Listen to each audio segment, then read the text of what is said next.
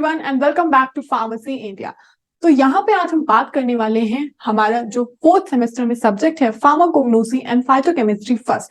तो यहाँ पे हमारी वन शॉट की सीरीज चल रही थी और हमने यहाँ पे खत्म किया था यूनिट फर्स्ट का वन शॉट, और आज हम यहाँ पे डिस्कस करने वाले हैं यूनिट सेकंड का वन शॉट, जिसको हम यूनिट सेकंड को हम वन शॉट में ही यहाँ पे एक ही लेक्चर में खत्म करने की पूरी कोशिश करेंगे, वो भी डिटेल के साथ। हम सभी चीजों को समझते हुए चलेंगे, एग्जाम पॉइंट ऑफ व्यू से कौन सा टॉपिक ज्यादा इंपॉर्टेंट है इसको भी हम समझते हुए चलेंगे। तो यहाँ पे नोट्स आपको प्रोवाइड किए गए हैं, नोट्स की पीडीएफ लिंक डिस्क्रिप्शन बॉक्स में गिवन है, वहां से जाके आप चेकआउट कर सकते हैं।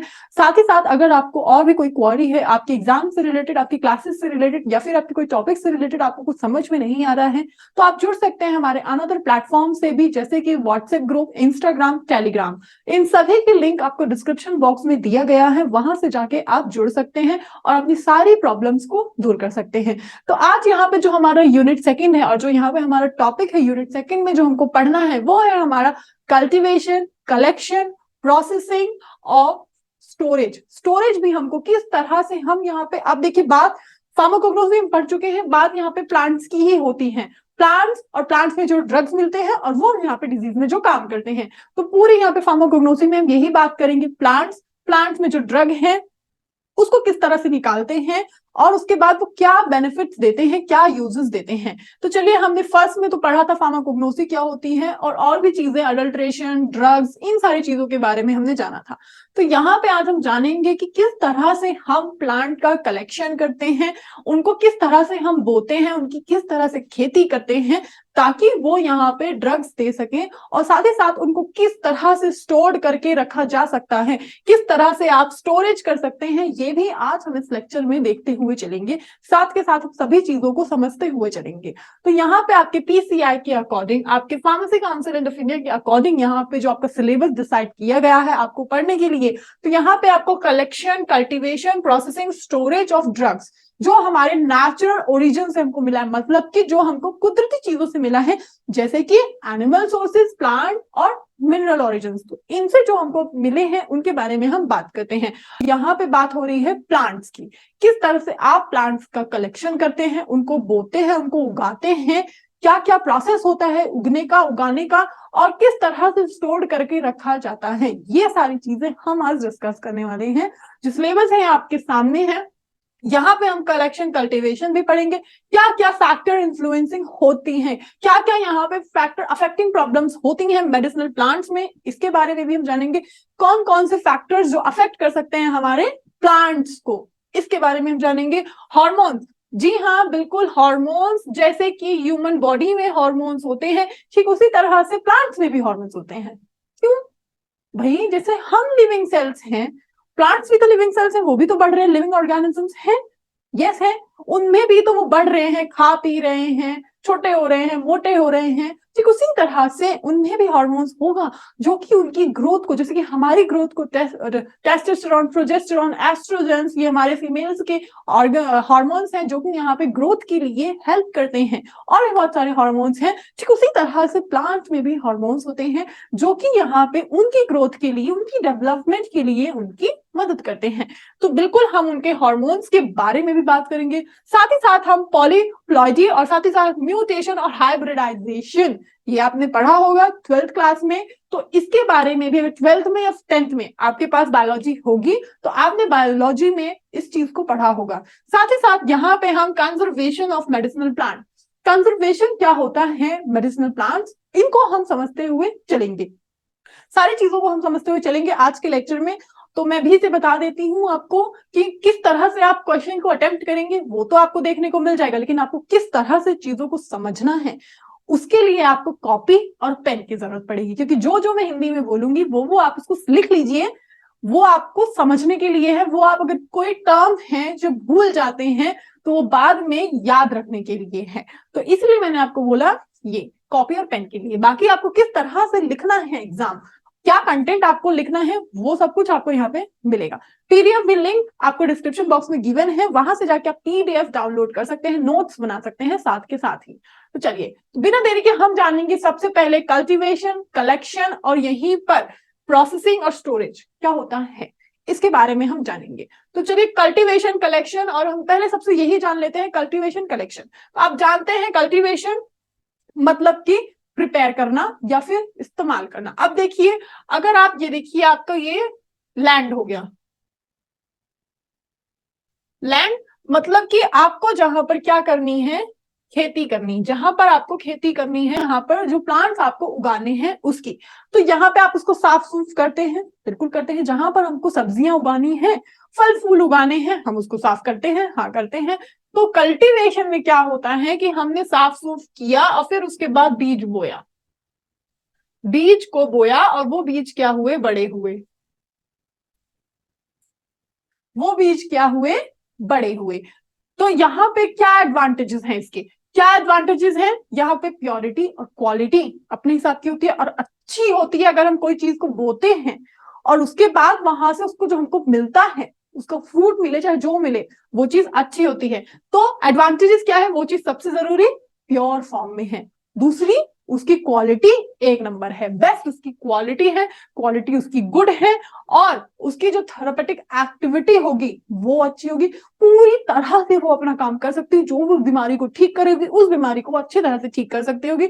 साथ ही साथ रेगुलर सप्लाई होगा, और साथ ही साथ यहाँ पर जैसे कि इंडस्ट्रियलाइजेशन भी हो सकता है। अब आप यहाँ पे देखें, प्रोडक्ट्स बन रहे हैं, बिल्कुल फार्माकोग्नोसी में आप यहाँ पर टी, कॉफी, कोका आप सब पढ़ेंगे, सब कुछ देखेंगे यहाँ पे आप। तो वो जो उगा रहे हैं उससे बिल्कुल इंडस्ट्रियलाइजेशन प्रोडक्ट्स भी बनेंगे। और साथ ही साथ मॉडर्न टेक्नोलॉजीज, ये क्या है, अब के टाइम पे इस चीज को बहुत ज्यादा फॉलो किया जा रहा है, क्योंकि अब के टाइम पे साइड इफेक्ट्स को यहाँ पे इग्नोर करने के लिए सभी नेचुरल चीजों की तरफ भागते हैं। तो इसलिए यहाँ पे इसको मॉडर्न टेक्निक भी समझा गया है। कुछ डिसएडवांटेजेस भी, अब अच्छी चीज है तो महंगी होगी, इसलिए थोड़ा सा हाई यहाँ पे कॉस्ट रखा गया है इसका। तो इसलिए यहाँ पे इसके कुछ डिसएडवांटेजेस हमारे हैं। अब यहाँ पे अगर हम बात करें तो यहाँ पे मेथड्स हैं प्रोपोगेशन के, मतलब कि बीज को बोकर काटने की इसके कुछ मेथड्स हैं, जैसे कि सेक्सुअल और एसेक्सुअल। अब सेक्सुअल में क्या होता है, सीड्स के द्वारा हम प्रोपोगेशन करते हैं, सीड के बीज के द्वारा हम यहाँ पर चीजों को उगाते हैं। और एसेक्सुअल में क्या होता है, वेजिटेटिव पार्ट्स होते हैं, वेजिटेटिव पार्ट्स होते हैं जो कि यहाँ पे उगाने के लिए इस्तेमाल किया जाता है। अब आप देखें, खुद ही आप बताएं, आप यहाँ पे जानते हैं कि कुछ चीजें बीज को हमको लाना पड़ता है और उसी से उगती हैं, लेकिन कुछ चीजें तो आप भी जानते हैं जिनमें हमें बीज की जरूरत नहीं पड़ती है, उसका कोई पार्ट ही अगर आप लगा देते हैं तो वो चीज उग जाती है।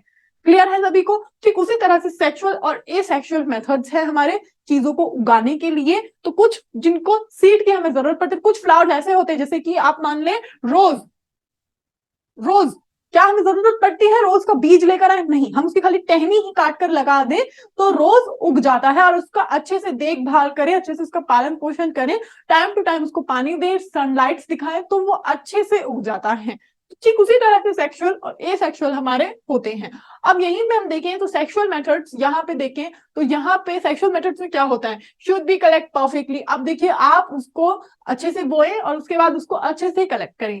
क्लियर? अच्छे से उसको, अब यहाँ पे सीड की बात हो रही है तो आप उसको अच्छे से एक सूखी जगह पर स्टोर करके रखें, वरना खराब हो सकता है। साथ ही साथ यहाँ पे उसको पूरा का पूरा, वो पूरा का पूरा क्या हो, सूखा हुआ ना हो। साथ ही साथ यहाँ पे उसको स्टोरेज ज्यादा समय तक चाहिए, साथ ही साथ यहाँ पे स्टोरेज ज्यादा समय तक चाहिए, जैसे कि हमारा यहाँ पे सिनामॉन हो गया, कोका हो गया, नटमग हो गया। और साथ ही साथ यहाँ पे जो होता है हमारा इमीडिएट शोइंग हो जाता है, किसका, सीड्स का, ये एडवाइस दी गई। साथ ही हम यहाँ पे देखें अगर एसेक्सुअल में, तो एसेक्सुअल में हमारे वेजिटेटिव पार्ट्स यूज होते हैं, जैसे कि बल्ब, कॉम्स, किसके, स्क्विल्स के, कॉल्चिकम के, एकोनाइट्स का ट्यूबर यूज होता है, जिंजर का राइजोम्स यहाँ पे देखें, और रुबब का डिविजन। तो इस तरह से ये पार्ट्स इसके यूज होते हैं हमारे एसेक्सुअल मेथड्स में, फर्मेंटेशन, इकोलेशन, और साथ ही साथ यहाँ पे सेल कल्चर। अगर हम इसकी बात करें एडवांटेजेस की, क्या एडवांटेजेस हो सकते हैं, तो किसी तरह का कोई भी वेरिएशन नहीं होता है, किसी तरह का कोई वेरिएशन नहीं होता है। चीजों को उगाने के लिए आपको बीज ढूंढने की जरूरत नहीं है, सीडलेस वैरायटी है। आपको फूल पसंद आया, काटो और लगा लो, आपको ढूंढने नहीं जाना है भैया ये कौन सा सीड है ना, आपको ढूंढने नहीं जाना है। साथ ही साथ जल्दी हो जाता है, जल्दी वियरिंग, अर्लियर वियर होता है, साथ ही साथ इसमें किसी तरह की कोई डिजीज नहीं आती है। आप देखेंगे तो जनरली ऐसा कभी ही होता है कि कोई कीड़े, इंसेक्ट्स लगते हैं, पेस्ट लगते हैं, लेकिन ऐसा बहुत कम होता है कि उनमें कोई कीड़ा लगे। वो फ्री ऑफ हमारे डिजीज होते हैं। साथ ही साथ यहाँ पे अच्छी वेराइटीज होती है वो, और साथ ही साथ यहाँ पे इंफीरियर होता है, साथ ही साथ इंफीरियर होता है। कुछ अब एडवांटेजेस है तो डिसएडवांटेजेस भी होंगे, जैसे कि उनकी ज्यादा लाइफ नहीं होती है, नॉट लॉन्ग लाइफ, वो जल्दी से जल्दी खराब भी हो जाते हैं, जितनी जल्दी उगते हैं उतनी ही जल्दी खराब हो जाते हैं। थोड़े से उनकी जो ग्रोथ है वो छोटी होती है, ज्यादा बड़ी ग्रोथ नहीं होती है। आप देखिए जिनको हम पूरा, हमको प्लांट लेकर बीज सहित लाके लगाते हैं, उनकी थोड़ी बहुत लॉन्ग लाइफ हो भी जाती है, लेकिन जो फ्लावर्स वगैरह होते हैं वो थोड़े थोड़े टाइम पे खराब हो जाते हैं। तो ये हमारे क्या थे, डिसएडवांटेजेस थे। अब यहीं पे हम बात करेंगे, आपने जाना किस तरह से चीजों को हम बोते हैं, अब हम जानेंगे किस तरह से उनको कलेक्ट करते हैं। तो कलेक्ट करने के लिए एक देखिए, ये तो लिखा है जो लिखा है कि कलेक्ट करने के लिए आप यहाँ पे कच्ची चीज को तो कलेक्ट कर नहीं सकते, नहीं। आप जब तक वो चीज पूरी तरह से रेडी ना हो जाए, पूरी तरह से उसकी जो एज है वो प्रॉपर ना हो जाए, पूरी तरह से वो बढ़ ना जाए, जो फ्लावर है पूरी तरह से पक ना जाए, आप तब तक उसका कलेक्शन कर सकते हैं क्या, नहीं। तो जब तक वो चीज पूरी तरह से पक ना जाए, अनराइप नहीं होना चाहिए, अच्छी तरह से पका हुआ होना चाहिए, बढ़ा हुआ होना चाहिए, तभी उस चीज को आप कलेक्ट करें। अगर आपको उसकी पत्तियों से लेना है तो आप उसकी पत्तियों को बिफोर फ्लावरिंग, मतलब पहले फूल से पहले ही आप उसको ले लें। अगर आपको फ्लावर लेना है तो बिना उसके ओपन हुए आप उसको, उसके फ्लावर को ले लें, ताकि उसमें से आपको आसानी से ड्रग मिल सके। उसके बार्क को आप ले सकते हैं, बार्क का मतलब आप समझते हैं, ये आपका प्लांट हो गया, और प्लांट के जो ये प्लांट का जो ये ऊपर का पोर्शन होता है, इसी को कहा जाता है बार्क, इसी को कहा जाता है बार्क। तो इसको आप ले लें। अब यहीं पे हम देखेंगे इसके भी 3 प्रोसेस होते हैं हमारे कलेक्शन के, देखेंगे तो अगर गार्बलिंग, ड्राइंग और पैकिंग, बिल्कुल होते हैं। अब भाई कलेक्शन करने के बाद आपके कुछ प्रोसेस भी तो होते होंगे उसको मार्केट तक ले जाने के लिए, बिल्कुल होते हैं। तो गार्बलिंग में देखें तो ये बिल्कुल कलेक्शन के आफ्टर वाला प्रोसेस है, ये कलेक्शन के आफ्टर वाला प्रोसेस है, इसको कलेक्शन के बाद किया जाता है गार्बलिंग में। और ड्राइंग की बात करें, मतलब कि सुखाना, मतलब कि सुखाना, तो आपको इसको क्या करना है, सुखाने के भी कई मेथड होते हैं। सनलाइट ड्राई कर दो, सनलाइट ड्राई कर दो, चलिए सनलाइट ड्राई नहीं तो इंक्यूबेशन में कर दो, ड्रायर से ड्राई कर दो। तो ये हमारे ड्राइंग में ये मेथड्स होते हैं। आप चाहे तो धूप में रख के सुखा दो, आप चाहे तो यहाँ पर उसको इंक्यूबेशन, एक यहाँ पे इंक्यूबेशन आपने अपने अपने लैब्स में देखा होगा, लैब में आपकी लेबोरेटरी में इंक्यूबेशन रखा होता है, उसमें जो टेम्परेचर है वो आपको टेम्परेचर को सेट करके आप चीजों को ठंडा और सुखा भी सकते हैं। तो यहाँ पे इंक्यूबेशन की हेल्प ले सकते हैं, ड्रायर की हेल्प ले सकते हैं इसको सुखाने के लिए। तो यहाँ पे हम देखेंगे पैकिंग। अब आपको स्टोर करके मार्केट में जाने से पहले, स्टोर्ड है ठीक है, मार्केट में जाने से पहले उसको पैक्ड करके आप देंगे उस चीज को, उस प्रोडक्ट को। तो packing is most important collection के बाद क्रूड ड्रग की। तो यहाँ पे आप देखेंगे गार्बलिंग जो हमारा स्टेप है, इसको अगर हम देखें तो ये हमारा नेक्स्ट स्टेप है, मैंने बात की थी क्या है, नेक्स्ट स्टेप है कलेक्शन का।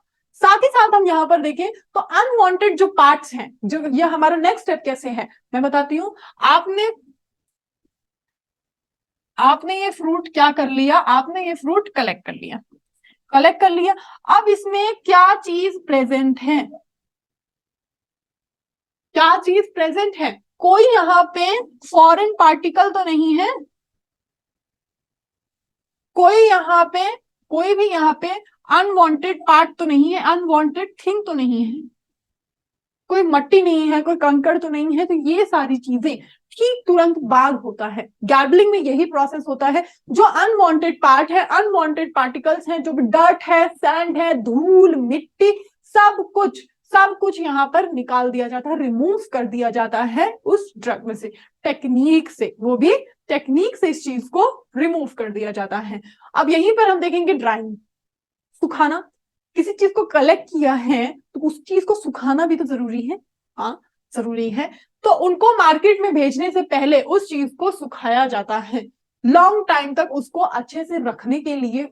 आप यहाँ पर देखें मिर्च खराब हो जाती है, हो जाती है, उसको अगर उसके ऊपर का ढिपिया जो डेती होती है उसको तोड़ दें और उसके बाद उसको धूप में रख दें, वही मिर्च बहुत टाइम तक रह पाती है। सूखी मिर्च आपने भी देखी होगी, सूखी रेड कलर की मिर्च, उसको आप कितने भी टाइम स्टोर करके रख लीजिए वो खराब नहीं होती। वहीं पर अगर आप हरी मिर्च को स्टोर करके रख देते हैं तो वो खराब हो जाती है। तो इसी तरह का ये भी एक एग्जांपल है, आपको उसको लॉन्ग टाइम तक रखने के लिए आपको उसको यहाँ पर सुखाना पड़ता है। सुखाने के यहाँ पे कई सारे मेथड्स हैं हमारे, जैसे कि नेचुरल मेथड्स भी हैं, आप सनलाइट के थ्रू सुखा सकते हैं। आर्टिफिशियल मेथड्स भी हैं, आप उसका tray dryer, vacuum dryer, spray dryer, ये सब ड्रायर ही है। जैसे आप सनलाइट में बाल सुखाते हैं, नहीं सूखता तो आप क्या करते हैं, ड्रायर ले लेते हैं, उसको ड्रायर से सुखाते हैं, जो कि हार्मफुल भी होता है बालों के लिए, ऑब्वियस सी बात है। तो यहाँ पे ये आर्टिफिशियल ड्रायर है, और यहाँ पे शेड ड्रायर और डायरेक्ट सनलाइट ड्रायर। आप उसको नेचुरली ड्रायर कर सकते हैं, धूप में रख दीजिए, वो सूख जाएगा, सूख जाएगा, आप उसका इस्तेमाल कर लीजिएगा। तो इस तरह से यहाँ पर ड्रायर हो सकता है। यहीं पर देखिए जो नेचुरल ड्रायर वो अंडर शेड ड्रायर, जो कि यहाँ पे उसके न्यूट्रल कलर और ऑर्डर को न्यूट्रल कर देता है। साथ ही साथ जो सनलाइट ड्रायर होता है वो क्वाइट स्टेबल होता है, थोड़ा सा स्टेबल होता है टेम्परेचर और सनलाइट पे। जैसे कि जो हमारे अकेशिया सीड्स फ्रूट्स, ये सनलाइट में आप अगर सुखाएं, क्या करते हैं कुछ लोग, मैं बताऊं आपको, कुछ लोग जो हमारा घिया होता है उसको बोने के लिए, उसका कल्टीवेशन करने के लिए उसकी बीज को धुल देते हैं, धुलने के बाद धूप में सुखाते तो फिर उसका कल्टीवेशन करते हैं, क्योंकि नीड तो उनको बीज की होती है। तो इस वजह से उनको सुखाते और सुखाने के बाद कल्टीवेशन करते हैं, धूप में सुखाते हैं वो यहाँ पे पंखा लेके सुखाने नहीं लगते हैं, धूप में रख देते हैं, शाम तक सूख जाता है, फिर उसके बाद कल्टीवेशन करो, अच्छी क्वालिटी का भी होगा और ना ही उसमें से कुछ भी प्रोटीन वोटीन खत्म होगा। तो इसी तरह से यहाँ पे डायरेक्ट सनलाइट ड्राई किया जाता है। अब यहाँ पे क्या क्या फैक्टर्स होते हैं, यस, फैक्टर्स जो कि यहाँ पे आपके प्लांट को अफेक्ट कर सकते हैं। कुछ भी हो सकता है भी फैक्टर, आपके प्लांट को खराब करने के लिए कोई भी कारण हो सकता है।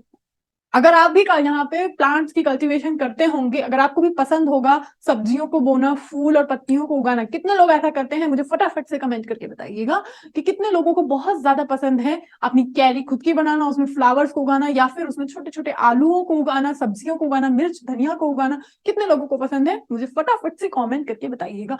तो यहाँ पर आपको पता होगा, जिन लोगों का ये काम है, जिनको पसंद है ये सब करना, उनको पता होगा कि क्या चीज उनके प्लांट को खराब कर सकती है, क्या चीज उनके प्लांट को अफेक्ट कर सकती है। फॉर एग्जाम्पल सभी के घर में तुलसी होगी, सभी के घर में तुलसी होगी, और सभी की मदर्स को ये पता होगा भाई ठंड आ रही है, ठंड में हमारी जो तुलसी माता है, जो हमारे तुलसी का पेड़ है, उसका प्लांट है, वो खराब हो जाता है, क्योंकि टेम्परेचर बहुत ज्यादा कम हो जाता है, जिसकी वजह से तुलसियों की जो पत्तियां होती हैं वो सूख सूख कर नीचे गिरने लगती हैं, शीत की वजह से वो खराब हो जाती है। जो भी सुबह की फॉग स्मोक जो भी होता है, वो पड़ने की वजह से जो तुलसी की लीव्स होती हैं, जो तुलसी की लीव्स होती हैं, वो क्या हो जाती हैं, खराब होने लगती है, खराब होकर नीचे सूख कर गिरने लगती है। इसलिए सभी लोग उसको कपड़े से ढक देते हैं ताकि तुलसी का जो पेड़ है वो खराब ना हो।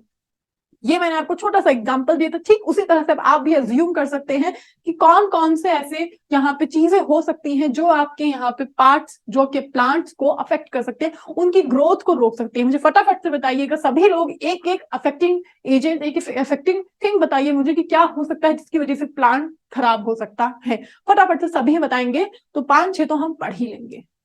तो यहाँ पर देखेंगे आपके सामने कुछ पॉइंट्स लिखे भी हुए हैं, altitude, temperature, rainfall, day length, radiation, characteristic, soil fertility, manure, fertilization और पेस्ट। अब जिनमें से हम कुछ को आज हम थोड़ा सा डिटेल में यहीं पर समझते हुए चलेंगे। तो यहाँ पे अगर आप देखेंगे तो एल्टीट्यूड हमारा टेम्परेचर, अभी जैसे मैंने एग्जांपल दिया, टेम्परेचर तुलसी की लीव्स को हार्म कर देता है, बिल्कुल कर देता है। बहुत ज्यादा कम टेम्परेचर होने की वजह से, शीत के पड़ने की वजह से जो तुलसी की पत्ती है वो सूख कर गिरने लगती हैं। साथ ही साथ क्या होता है कई बार कि हम प्लांट्स को एक जगह से दूसरी जगह शिफ्ट करते हैं, उसमें भी प्लांट खराब हो जाता है। और अगर हम नेक्स्ट देखें यहाँ पर तो रेनफॉल, जो लोग खेती करते होंगे, जो लोग विलेज में होंगे, वो लोग ये जानते होंगे, बखूबी जानते होंगे हर साल कितना नुकसान होता है खेती का बिन मौसम की बरसात की वजह से। बिल्कुल सभी लोग इस चीज को जानते होंगे, जब बारिश वो भी बिन मौसम होने लगती है तो जो गेहूं और जो हमारे चावल जो उगते हैं उनको वो खराब हो जाते हैं। गेहूं सारे बिन मौसम की बरसात की वजह से गिर जाते हैं और वो खराब हो जाते हैं। क्यों? क्योंकि भाई ये जो बारिश है ये तब तो हुई ही नहीं जब जरूरत थी इसकी, अब हो रही है जब हमें इसकी जरूरत नहीं है, और अब ये होकर सारी चीजों को खराब कर दे रही है। तो रेनफॉल इसलिए यहाँ पे अफेक्टिंग एजेंट्स में आता है, इसकी वजह से यहाँ पर जो प्लांट्स हैं वो खराब हो जाते हैं।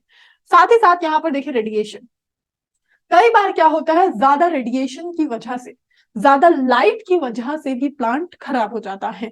आप देखिए सुबह से लेकर शाम तक गर्मियों में इतनी धूप होती है, इतनी धूप होती है कि शाम तक अगर हम प्लांट को पानी ना दें तो वो मुरझा जाते हैं, इतनी ज्यादा वो रेडिएशन से परेशान हो जाते हैं।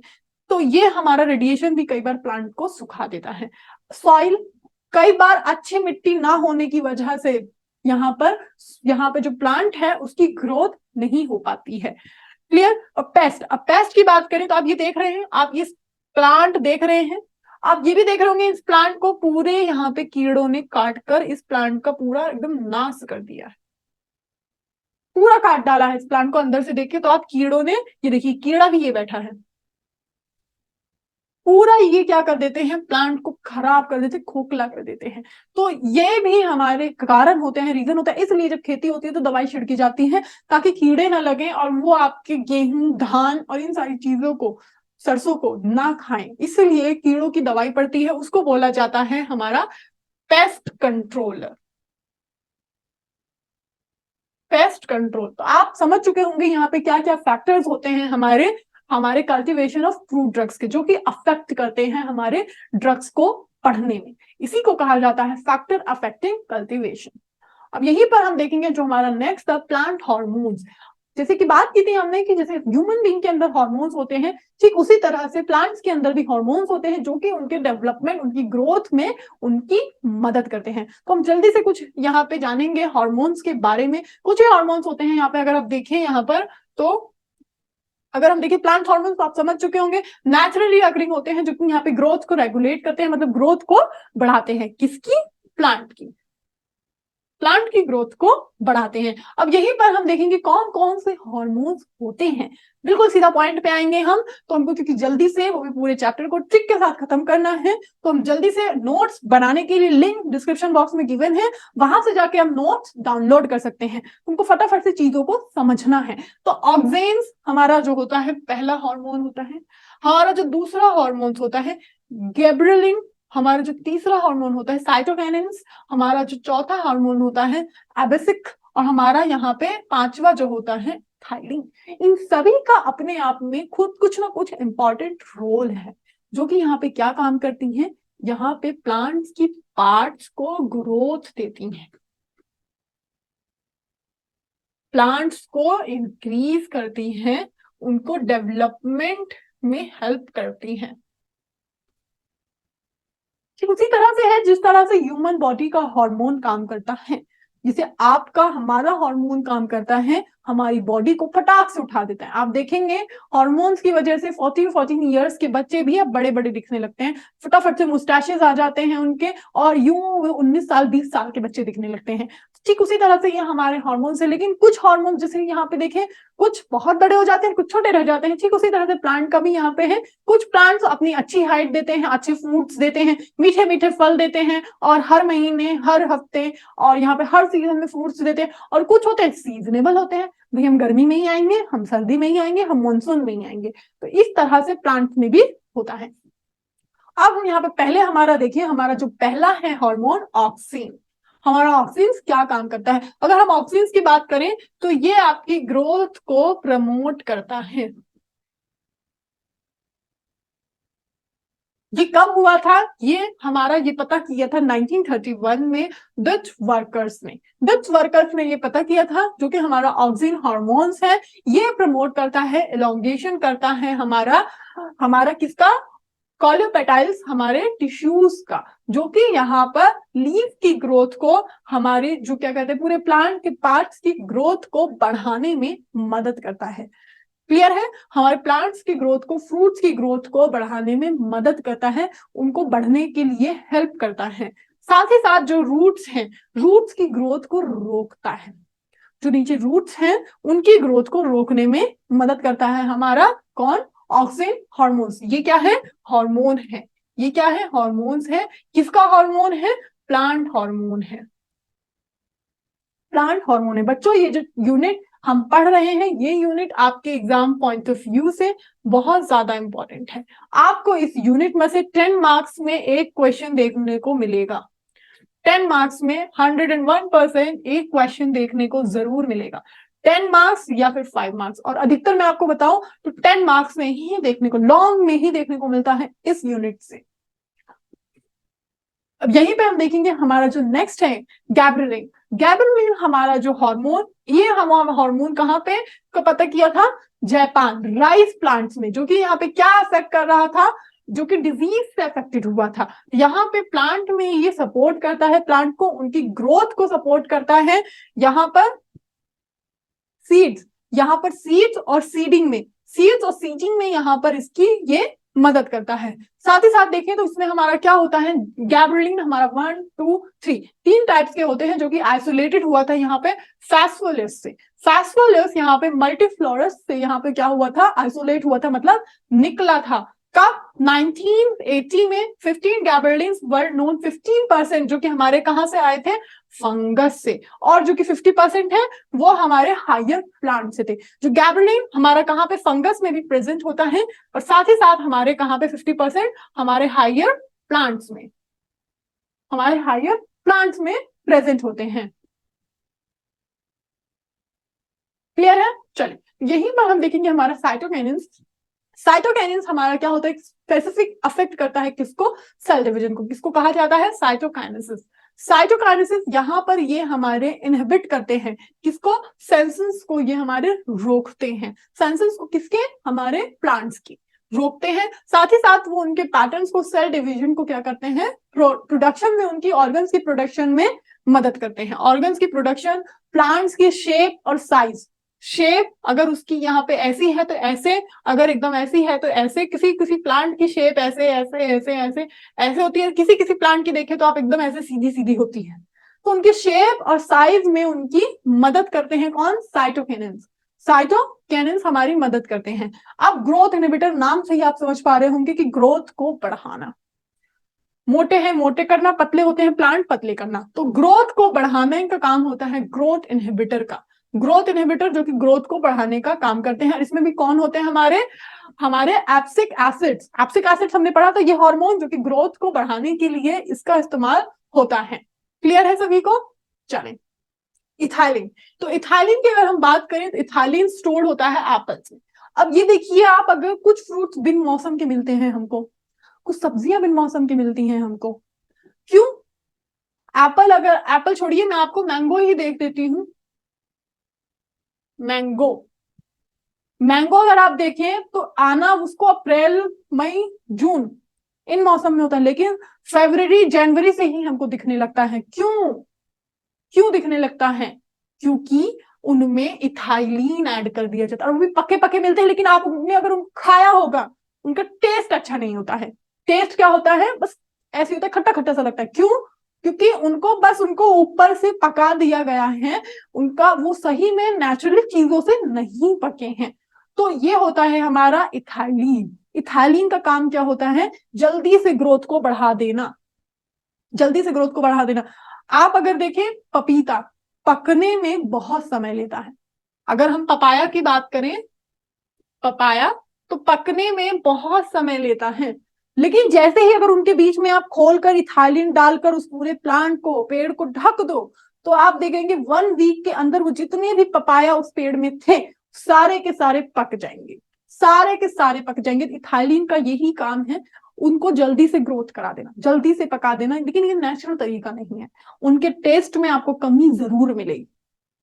जितना मीठा एक नेचुरल मैंगो होगा आपका, खुद पका हुआ होगा, उतना ही खट्टा आपका आर्टिफिशियल मैंगो होगा जिसको पकाया गया था इथाइलिन के थ्रू।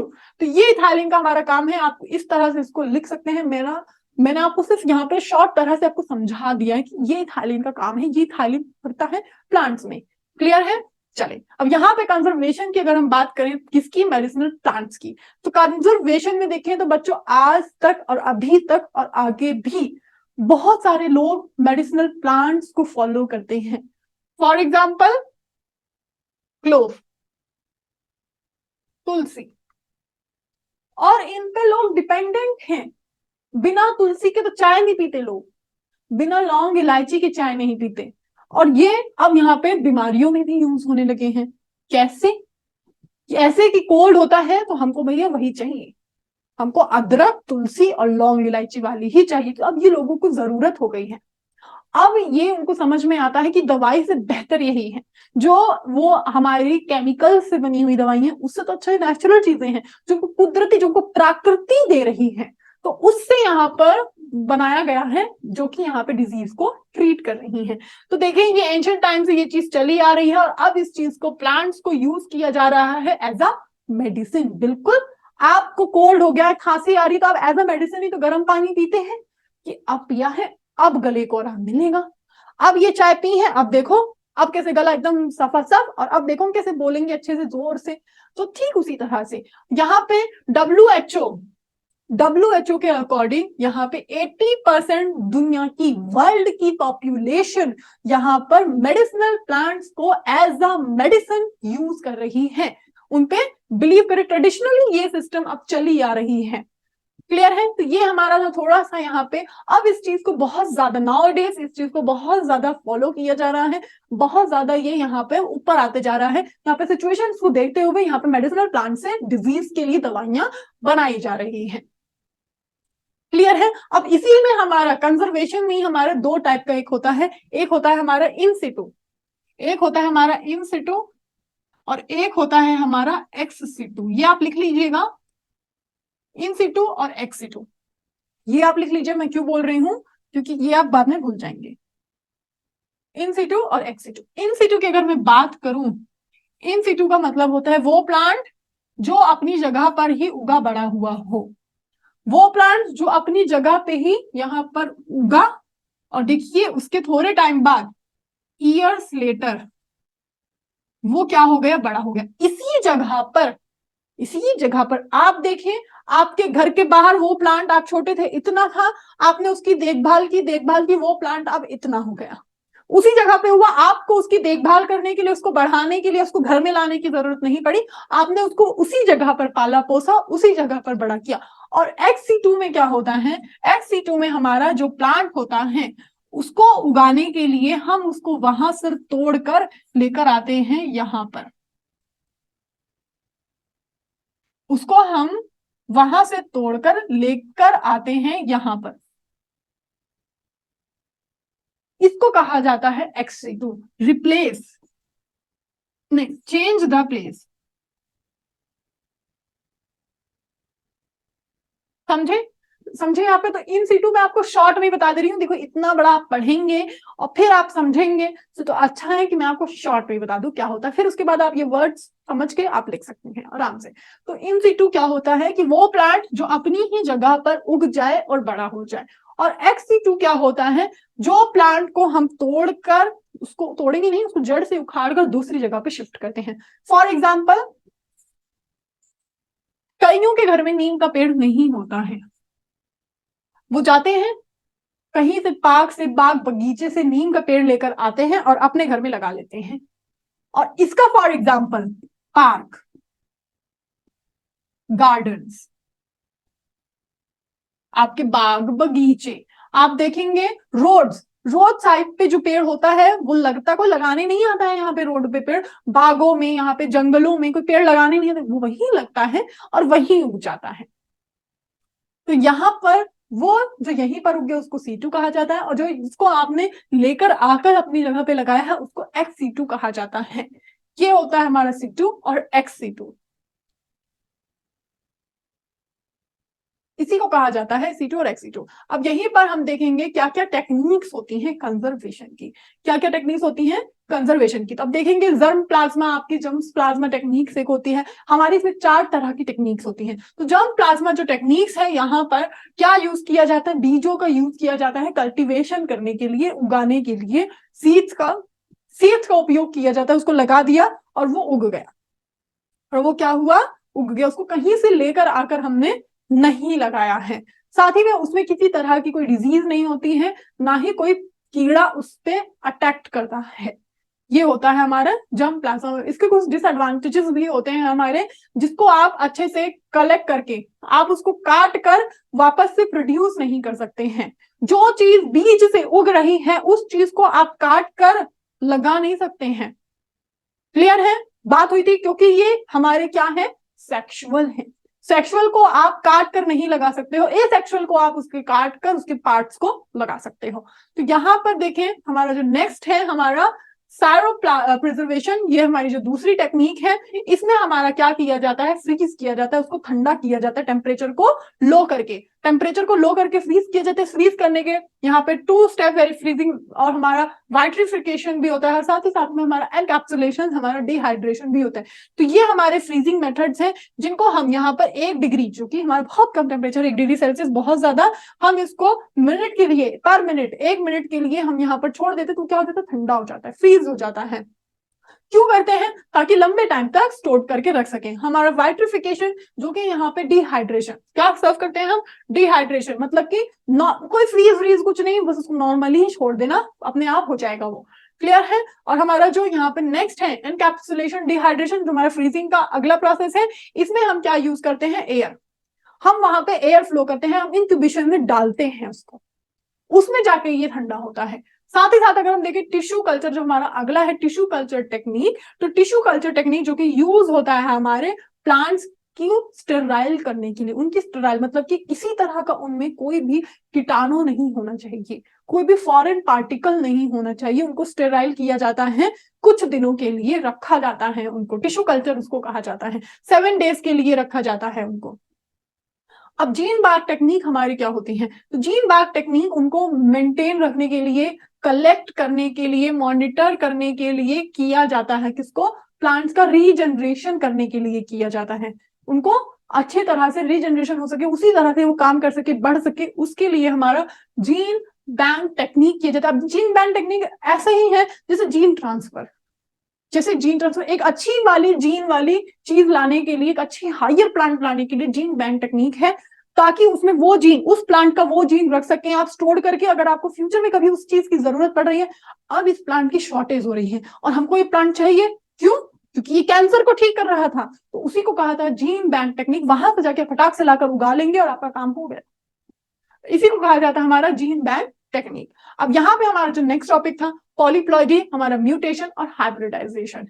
तो यहाँ पर हम देखेंगे पॉलीप्लॉइडी क्या होता है, जिसमें एक और एक से ज्यादा क्रोमोसोम्स होते हैं, एक और एक से ज्यादा क्रोमोसोम्स होते हैं, सेट्स होते हैं क्रोमोसोम्स के, उसी को कहा जाता है पॉलीप्लॉइडी। पॉलीप्लॉइडी जिसमें मल्टीपल सीरीज होती है, जैसे कि 3, 4, 5, 6 एक्सेट्रा एक्सेट्रा, उसी को कहा जाता है पॉलीप्लॉइडी, जो कि यहाँ पे नेचुरली निकले हैं, कुदरती निकले हैं, हमारे हमारे स्पॉन्टेनियस क्रोमोसोमल म्यूटेशन से। अब यहाँ पे अगर म्यूटेशन की देखें तो म्यूटेशन क्या है, क्या है म्यूटेशन यहाँ पे, तो म्यूटेशन जो कि आकर हुआ है यहाँ पे सोमैटिक सेल से, जो कि यहाँ पे बहुत ज्यादा अच्छे हैं हमारे प्लांट्स के लिए, हमारे प्लांट्स के लिए उनको न्यूट्रल करने के लिए बहुत ज्यादा अच्छे हैं हमारे म्यूटेशन। अगर हम म्यूटेशन में भी देखें तो 2 टाइप के म्यूटेशन होते हैं हमारे म्यूटेशन, एक होता है क्रोमोसोमल म्यूटेशन, एक होता है जेनेटिक म्यूटेशन। तो क्रोमोसोमल म्यूटेशन में हम उसको देखेंगे, वो स्ट्रक्चर को चेंज करते हैं, उनके स्ट्रक्चर, क्रोमोसोम्स क्या करते हैं, हमारे पार्ट्स को बढ़ाते हैं। अगर क्रोमोसोम एक गायब हो गया अपनी जगह से, तो हमारा एक पार्ट गायब हो गया, ये समझ लीजिए आप। एक ज्यादा हो गया तो एक पार्ट ज्यादा हो गया, ऐसे ही समझ लीजिए आप। क्रोमोसोम्स हैं, क्या है ये, हमारे क्रोमोसोम्स है ये।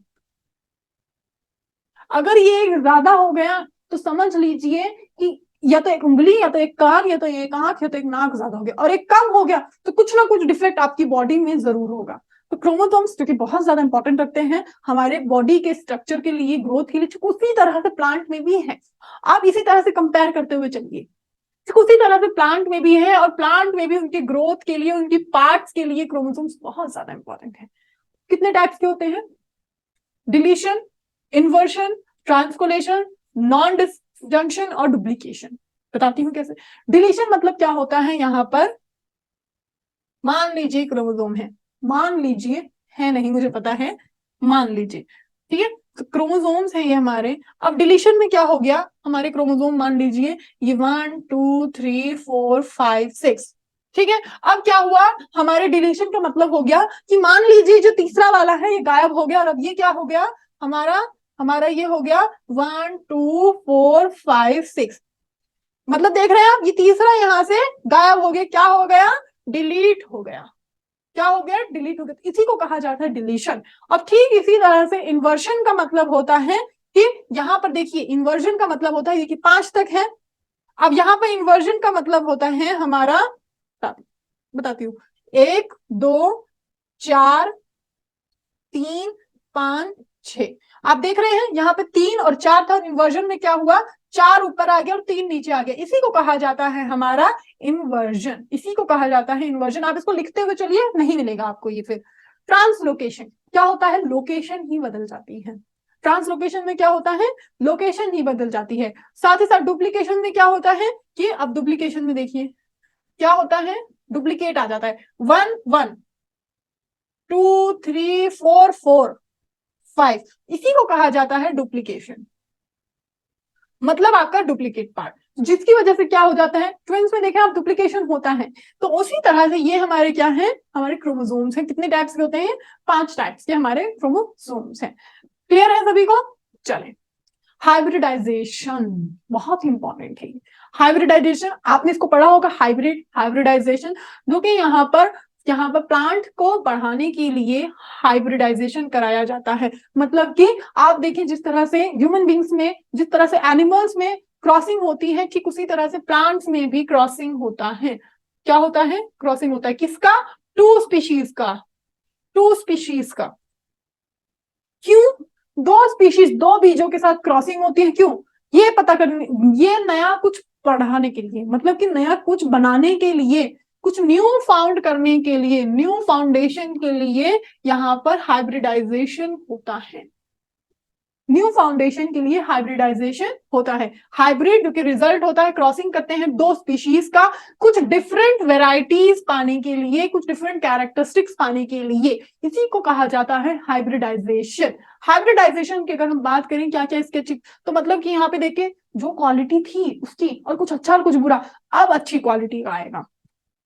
जैसे कि अगर हम एक अच्छी काऊ के साथ एक हम लोअर काऊ का क्रॉस कराते हैं, तो क्या होता है, जो उसका बेबी होता है वो अच्छा होता है, वो अच्छा दूध देगा, वो 10 लीटर दूध दे देगा। तो इसी तरह से 5 सुबह 5 शाम को, तो इसी तरह से हमारी क्वालिटी इंप्रूव होगी। साथ ही साथ ये हमारा अच्छा, कोई डिजीज नहीं हो, कोई इंसेक्ट नहीं होगा। साथ ही साथ प्लांट्स का हार्डनेस क्या करेगा, बढ़ाएगा। कमजोर प्लांट नहीं होगा, टूटेगा फूटेगा नहीं। फ्रूट्स अच्छी साइज का और अच्छी क्वालिटी के, छोटे छोटे फ्रूट नहीं आएंगे। देखते ना आप अमरूद, बड़े बड़े अमरूद आते हैं, वो बड़े बड़े अमरूद आएंगे। साथ ही साथ स्टोरेज कैपेबिलिटी होगी वो अच्छी होगी। साथ ही साथ कलर अच्छा होगा, और साथ ही साथ यहाँ पे जो वैरायटी होगी वो अच्छी होगी, किसकी, बीज की। तो यहाँ पर हमने यहाँ पर जाना कि हमने किस तरह से प्लांट का कल्टीवेशन सीखा, कलेक्शन सीखा, स्टोर करना सीखा, नया प्लांट, नई तरह का प्लांट किस तरह से उगाया जाए ये सीखा, म्यूटेशन क्या होता है, ये सारी चीजें हमने आज जानी। यूनिट 2 को हमने अच्छी तरह से एग्जाम पॉइंट ऑफ व्यू से समझ लिया कि क्या चीज क्या होती है। और लिखेंगे कैसे, बिल्कुल आपको लिंक दी गई है डिस्क्रिप्शन बॉक्स में, नोट्स आपको प्रोवाइड किए गए हैं, वहां से जाके हम नोट्स बना सकते हैं। किस तरह से आप आंसर को अटेम्प्ट करेंगे, पॉइंट टू पॉइंट आपको अच्छे से दिखा गया है, और वो भी कोई हार्ड लैंग्वेज नहीं है, बहुत ही इजी लैंग्वेज में लिखा गया है। तो आप जाके वहां से चेकआउट कर सकते हैं। साथ ही साथ जुड़ सकते हैं अनदर प्लेटफॉर्म से भी, लिंक डिस्क्रिप्शन बॉक्स में गिवन है।